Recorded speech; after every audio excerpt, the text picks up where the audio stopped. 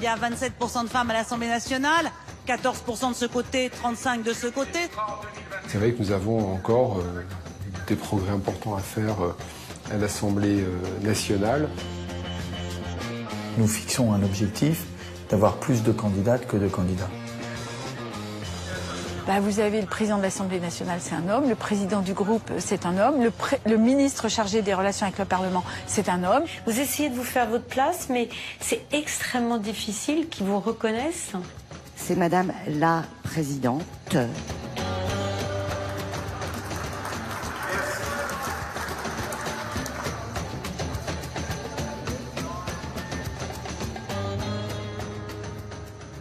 La parité, une promesse récurrente des hommes politiques et une loi contraignante qui prévoit de lourdes sanctions financières.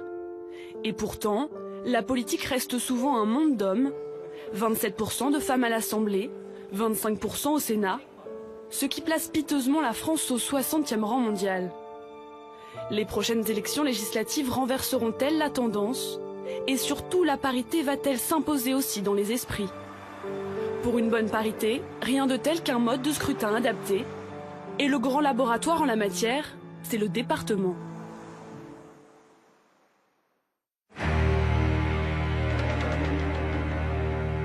Nous sommes ici au conseil départemental des Deux-Sèvres. Une assemblée de costumes gris, un alignement de cravates.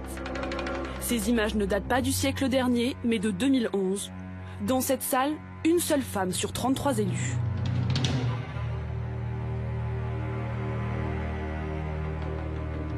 Je suis là pour la première fois en 1994. Actuel président de l'Assemblée, Gilbert Favreau en est à son 5e mandat. Il y avait 4 femmes à son arrivée, puis une seule, jusqu'aux dernières élections de mars 2015. Écoutez, il suffit de regarder les photos que nous avons devant nous pour comprendre très rapidement que le changement est même c'est un tsunami. Un tsunami? Le conseil départemental comporte désormais 50% de femmes. Si l'on est arrivé à cette stricte parité, c'est que pour cette élection s'est appliquée la règle du binôme. Un homme et une femme, élus ensemble dans un même canton. Une première qui ne s'est pas fait sans résistance. Lorsque cette annonce a été faite, il y a eu effectivement ces réactions, mais avec bien évidemment des justifications qui étaient attendues. C'est pas normal, parce que finalement la démocratie c'est pas ça, c'est pas d'imposer une répartition moitié-moitié entre hommes et femmes. Hervé de Talouet-Roy, élu depuis 24 ans, a dû faire équipe avec Coralie Desnoux, novice en politique. Tu peux quand même avouer que tu étais contre les binômes avant de connaître ce que c'était. J'étais pas contre, j'étais réservé. On est très différents, je pense qu'on ne pouvait pas faire un binôme plus opposé l'un de l'autre. Et parce qu'on n'a pas le même âge, ça se voit quand même. Oui.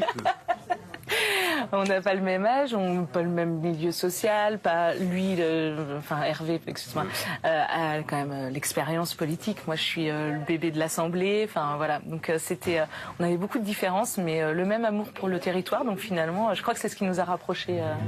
Du jour au lendemain, les binômes ont dû apprendre à travailler ensemble. Ils partagent désormais un canton électoral et un bureau. Attention, la parité s'exprime.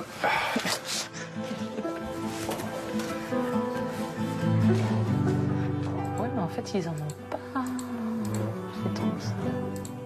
Un bémol dans cette parité, Coralie est simple conseillère départementale, alors qu'Hervé occupe un poste de vice-président. Il a le réseau, il a l'historique, il connaît beaucoup d'acteurs départementaux, donc forcément ça aide. Mais ça vient relativement vite quand même de s'approprier ce réseau-là. Je pense que Coralie est vraiment faite pour la politique et qu'elle est. C'est bien qu'un département comme le nôtre puisse compter sur des femmes, enfin une femme en tant que binôme. Mon binôme, je pense, c'est une nouvelle vision de la politique et c'est comme ça aussi qu'on fera que les gens peut-être s'intéresseront plus à cette activité, à cette mission qu'on a et qui est quelque chose de formidable, mais en même temps très compliqué aujourd'hui.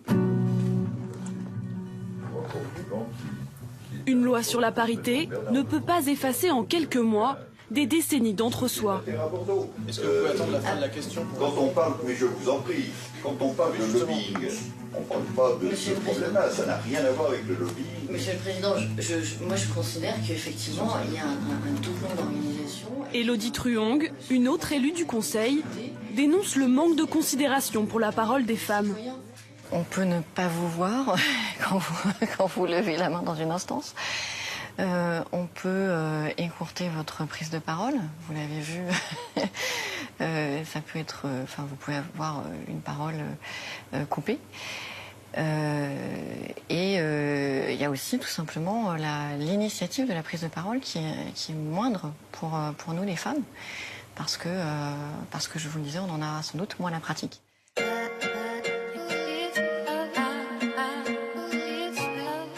Autre terrain à conquérir pour les femmes, les postes de présidence. Pour cette politologue, spécialiste de la parité, c'est le prochain enjeu. On compte seulement 10 femmes présidentes sur 101 départements. On voit bien là que, à la fois, ça démontre que même dans ce type d'élection, qui était une élection historiquement très masculine et qui était d'ailleurs le levier vers des légitimités, par exemple pour les sénatoriales. Donc là, la loi a arrivé à faire bouger ces frontières-là, mais par contre, il y a toujours une persistance de l'exclusion des femmes du pouvoir de la dernière marche, qui est celui de la tête d'exécutif. Après la séance du conseil, Coralie récupère son fils à l'école, direction la ferme familiale. Coralie jongle avec ses différentes vies, pas simple à l'heure où les femmes assument 65% des tâches parentales. Je disais à tous mes copains de dire à leurs parents qu'il fallait voter pour ma maman et aussi pour le monsieur. C'est un vrai soutien et à son âge, c'est vraiment extraordinaire.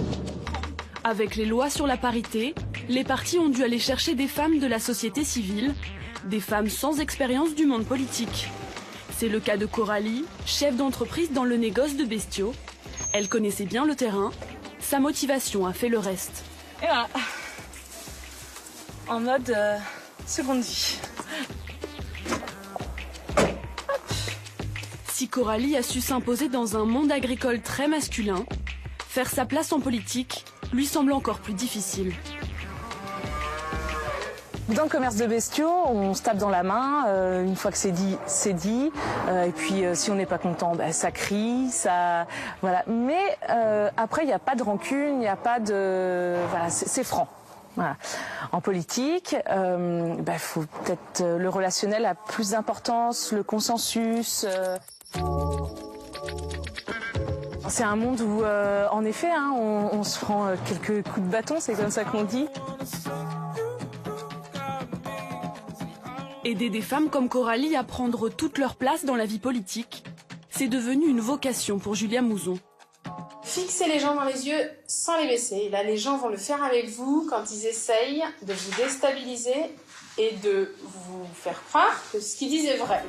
Cette polytechnicienne de 34 ans a quitté son poste au ministère des Finances pour monter une formation à l'adresse des femmes. Comment décrypter les codes du pouvoir, comment les intégrer ou les contourner. Julia Mouzon attaque la séance avec un cas concret, une élue locale qui a rendez-vous avec un sénateur-maire. Il me convoque, il choisit l'heure du rendez-vous.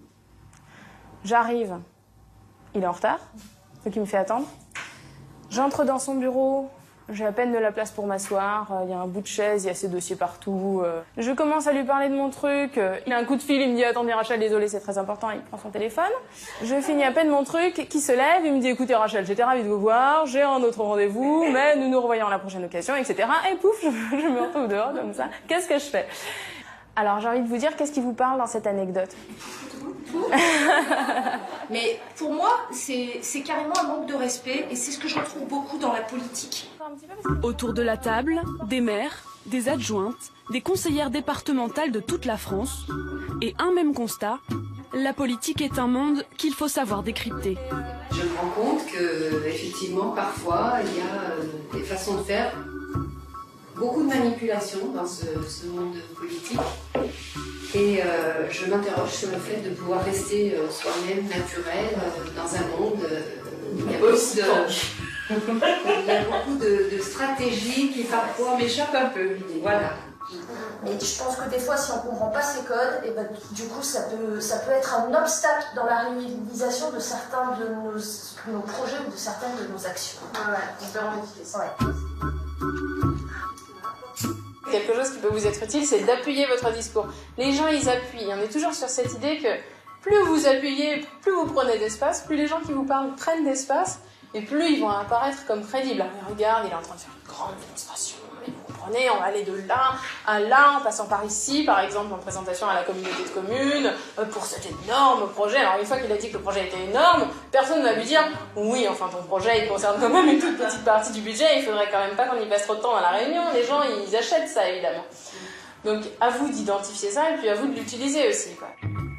Est-ce qu'il n'y a pas un paradoxe, en fait, à apprendre aux femmes les codes des hommes? Ah non, alors pas du tout. La première question que les femmes politiques nous posent, c'est « Est-ce que je suis obligée de faire comme un homme ?» Ça, c'est la question numéro 1. Est-ce qu'on peut faire de la politique autrement? Est-ce qu'on peut faire de la politique sans se taper dessus, sans taper du poing sur la table, sans que celui qui crie le plus fort soit celui qui a raison? Et nous, évidemment, on leur dit oui. Mais pour faire ça, il faut qu'elles soient capables de faire avec les autres codes. Il faut qu'on sache qu'elles seront capables de taper du poing sur la table. La France est-elle prête pour une réelle parité en politique? Le prochain test grandeur nature, ce sera à l'Assemblée au mois de juin, avec les élections législatives.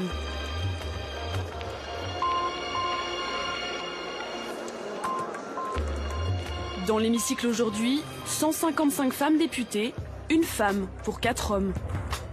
Malgré la loi sur la parité, mais qui nous amène à constater qu'il y a 27% de femmes à l'Assemblée nationale, 14% de ce côté, 35% de ce côté. Cependant, malgré le consensus apparent, le sexisme continue de faire obstacle à la volonté des femmes d'avancer.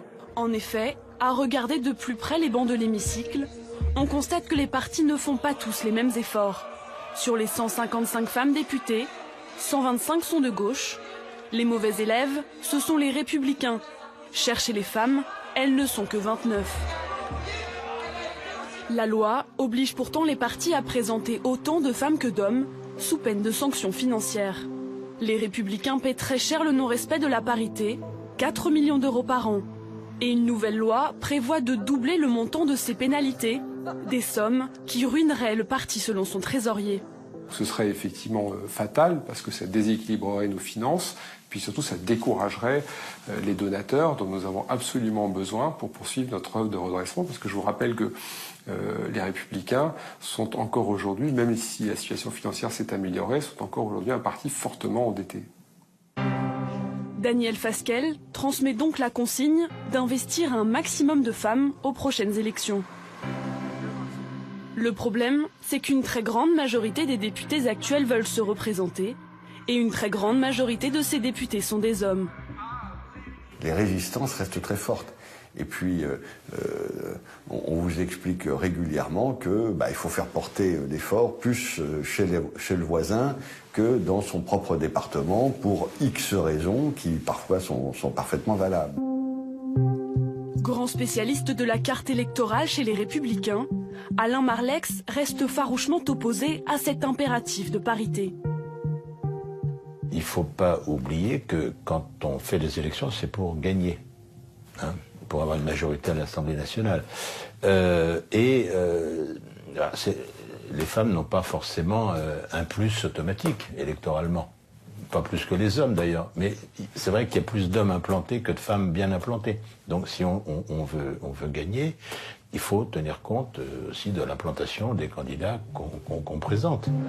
L'argument récurrent des hommes, la difficulté à trouver des femmes volontaires.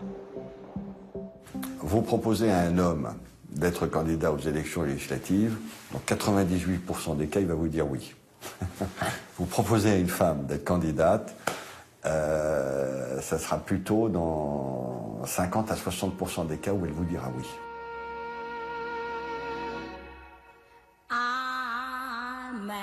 Pionnière sur les questions d'égalité homme-femme dans son parti, Marie-Jo Zimmermann dénonce la mauvaise foi de ses collègues masculins.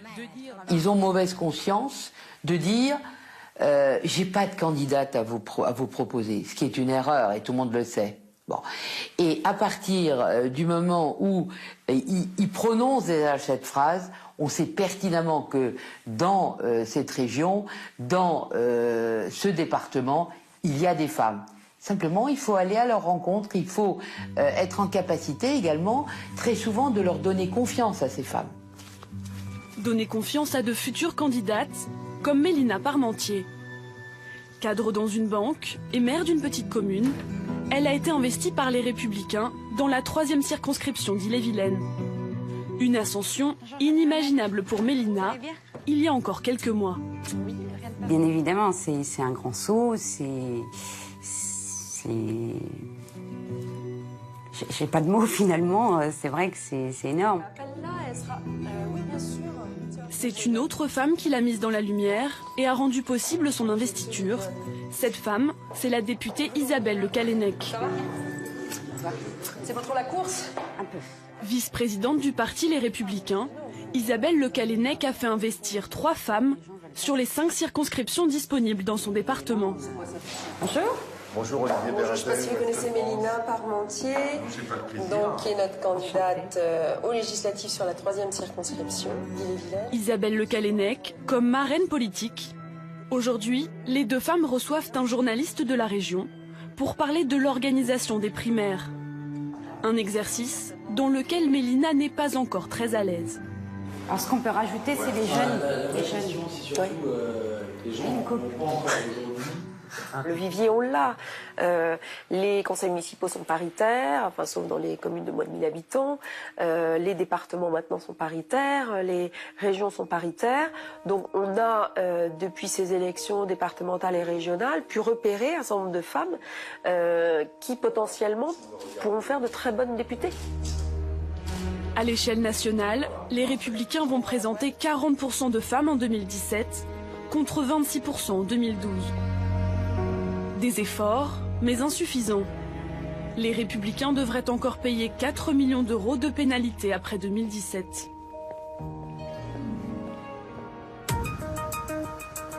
Le Parti socialiste aussi paye des amendes, 1,2 million d'euros par an, pour avoir présenté 45% de femmes en 2012.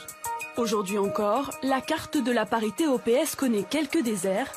Exemple, dans le département des Landes, 3 circonscriptions, 3 députés, 3 hommes.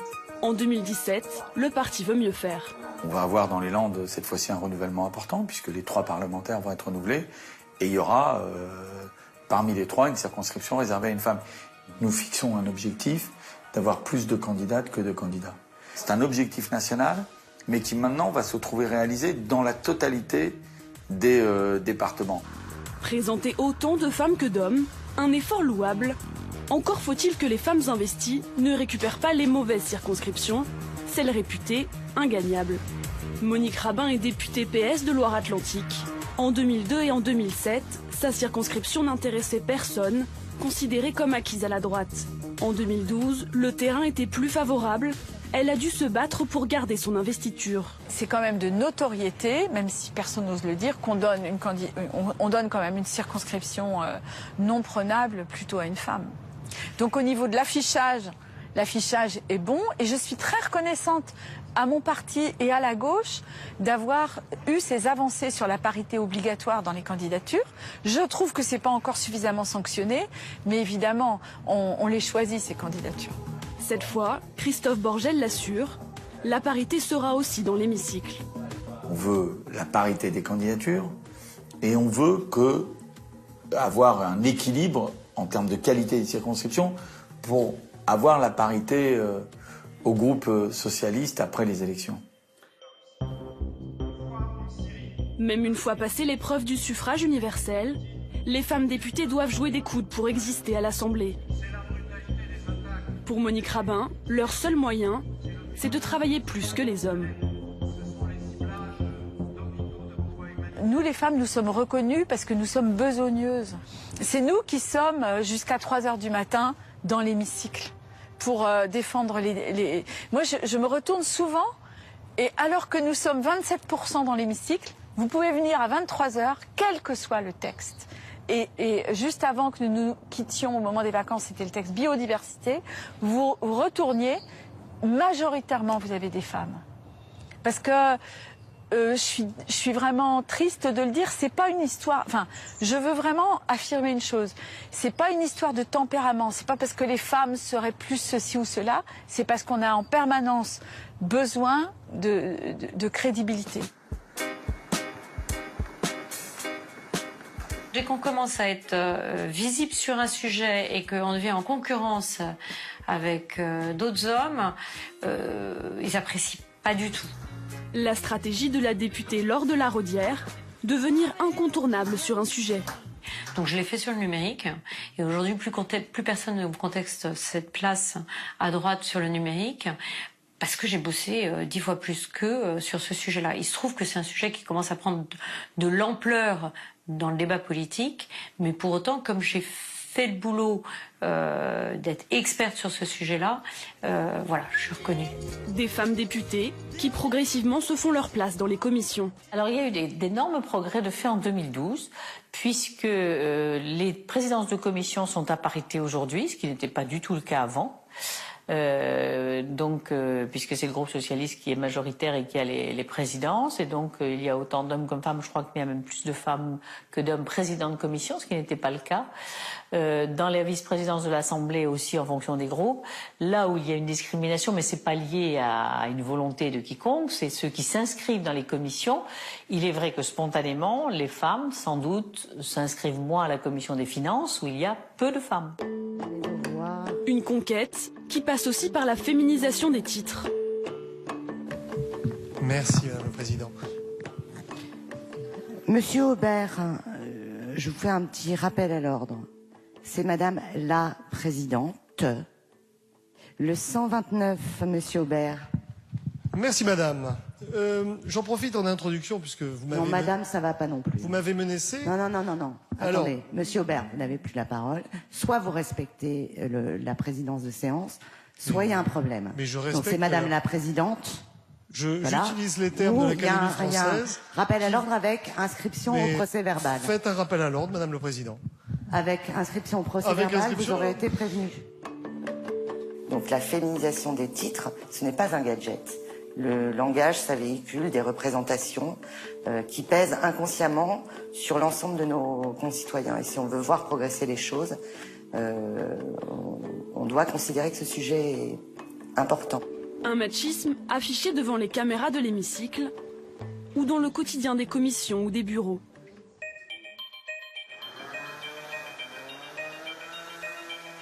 La lutte contre le sexisme, Laurence Rossignol en a fait la dernière bataille de son ministère.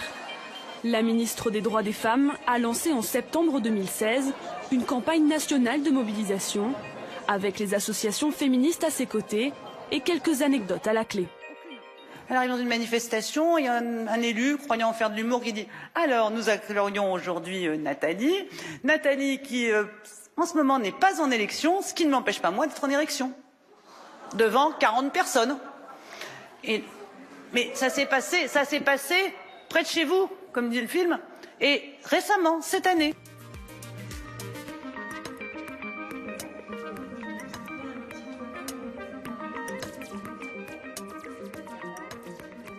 Le sexisme, ce sont ces stéréotypes, ces propos, ces comportements qui stigmatisent, délégitiment, infériorisent les femmes, de la remarque anodine, souvent sous couvert d'humour, mais on en manque, vous le savez bien, de paternalisme, elle est mignonne, allez, jusqu'aux violences psychologiques et physiques les plus graves.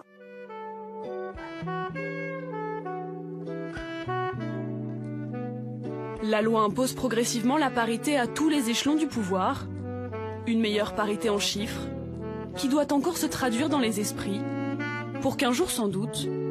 J'étais contre l'obligation de mettre des femmes et les quotas de femmes, mais je dois me résoudre que finalement, c'est dans 20 ou 30 ans, on se rappellera même plus qu'il y a eu une loi pour imposer les femmes. On saura juste que les femmes ont fait leur chemin dans la vie politique. Enfin, j'espère que ce sera comme ça.